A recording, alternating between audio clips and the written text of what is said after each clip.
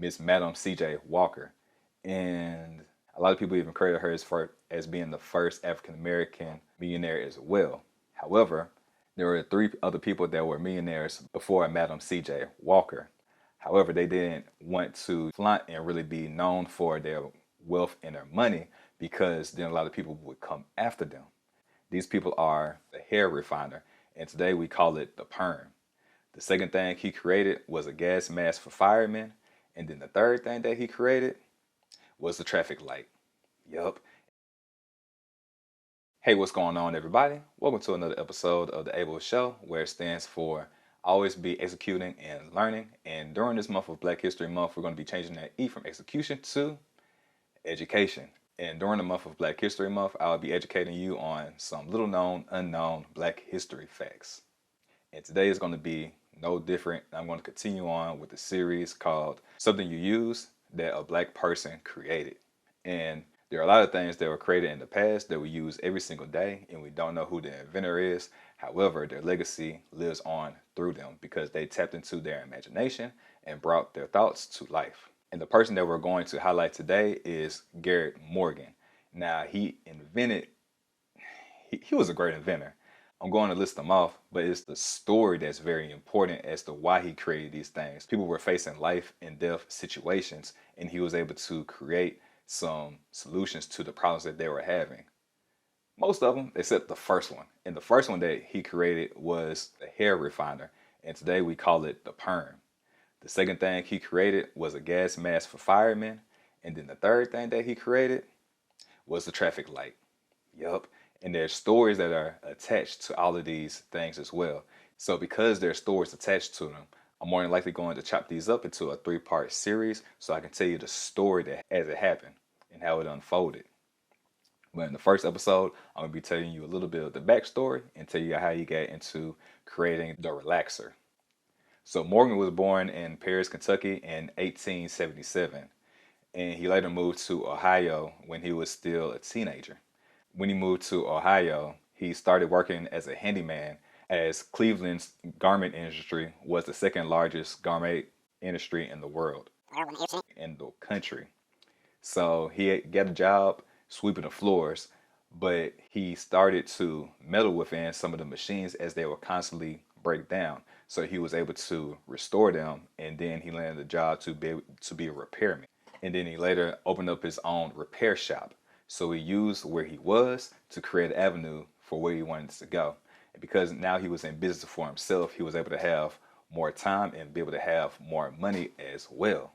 And I think that's the purpose of, getting a good job. It's not just to do the job and have the systems and have the security, which is what a job gives you, but it's also to be able to learn the business so then you can create a system and allow other people to then go into the business with you and work for you as an employee and continue to let them level up as well. So one of his first major inventions came through by an accident. So he was experimenting with a chemical solution that prevented sewing machine needles from overheating and burning the fabric. As the story goes, Morgan wiped his hands down before he went to lunch, and when he returned, the hairs on the cloth were perfectly straight. And then when he saw this, he was like, "Okay, I'm gonna do some experimenting." So apparently he didn't have a dog, so he went to his neighbor's dog and put the chemical compound on the dog, and then it had the same effect that his hair had. So then he experimented on himself, and he had the same effect. When he found this out, he then began to go into production. Now, the reason why he went into production is because this was going on in 1906. And just 2 years earlier, some notable people were going into the business for the hair industry. And these notable people were Annie Malone, who debuted her wonderful hair grower products in 1902 and eventually hired her sales girl, which a lot of people credit her as being the first female millionaire, Miss Madam C.J. Walker. And a lot of people even credit her as being the first African American millionaire as well. However, there's some other people that were millionaires before then. However, they didn't want to flaunt and really be known for their wealth and their money because then a lot of people would come after them. There were three other people that were millionaires before Madam C.J. Walker. These people are William Lindstruff. In 1949, he owned 30,000 acres of land, which turned out to be laden with gold, and he owned that land in California. So this was before the gold rush.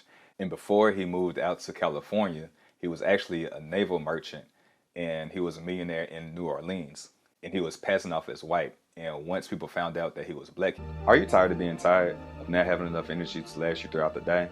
Are you worn out at work, too drained to go to the gym, or too sluggish to play with your kids, and too tired to hang out with your friends and your family? Don't worry, you're not the only one. In fact, 1 in 3 Americans struggle with having enough energy to last throughout the day. But there's good news, because you can change all that by focusing on your gut health. Did you know that your gut has good and bad microbiomes that grow inside of it? And the more that you feed the good, the healthier and livelier that you feel. When you feed the bad ones over time, you start to feel bad, then sad, and it turns into a fad that you feel like you can't escape. And it becomes your personality, aka your personal reality, and you feel like you cannot escape it, and you accept life as it is, and that it won't change. But that's where you're wrong. You just have to be able to shift your focus. See, most people fall into the trap of the SAD diet, or the standard American diet, which focuses on fast food, which is cheap and high in calories, rather than nature's fast food, which are fruits, vegetables, grains, nuts, and legumes that help nourish your body so that you can flourish. It's also no mistake that 90% of Americans do not eat enough fruits and vegetables according to the daily recommendations, and that's only 5 servings a day. What if I told you you can have the equivalent of 6 superfood salads all in one that's all natural, organic, whole foods? Yes, natural, organic, whole foods. And you can make and consume it in under a minute, and it only costs $4 a day. So there's no excuse that you need to shop, chop, and cook your foods because it's delivered at your front door. If this sounds good to you, check the description down below and schedule a 15-minute complimentary call so that you can see how this can be a fit into your lifestyle. So you can change your personal reality and increase your energy, mood, digestion, sleep, and skin, all by focusing on your gut health, which is the cause to all your symptoms. Don't believe me? Just Google gut health blank and you'll find plenty of research articles that find a connection. Back to the video. He had to flee for his life, and that's how he ended up in California. This is before the gold rush, and he then became, I'm pretty sure he became a multi-millionaire. And even before him was Frederick Douglass, who wrote his book, Narrative of the Life of Frederick Douglass. And then he escaped to go to Ireland because he feared that he would be enslaved once again after he had earned his freedom. And the third person is Mary Ellen Pleasant, who got rich investing in silver and operating boarding homes for the rich bachelors of San Francisco. And this was during the time of, in the 1850s. And then the third person coming out of Memphis, I got this Memphis shirt on right here, Memphis culture going on. It was Robert Reed Church, who escaped slavery during the Civil War and opened up a pool hall tavern and nightclub in Memphis just after the war ended in 1865. And then a year later, with him being one of the most prominent businesses in Memphis, and during the Memphis race riots in 1866, a white mob targeted him for his assassination. So you can see why the wealthy Black Americans didn't want all the notoriety, because it also came with hatred as well. So Madam C.J. Walker, she was one of the first earlier ones that, I don't want to say flaunted, but she showed her money.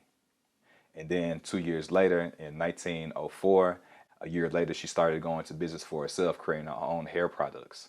And then this is how Garrett Morgan realized that he had struck gold when he was able to straighten the hair follicles. And then with this, he was able to open a business. To learn more information about Pyram and the family of products, check out the description down below to set up a 15-minute complimentary call. And you can also check out the website. You're just one click away for a better life. Your health is too important to continue to push it off. Go ahead and check out the website and see if a product fits you.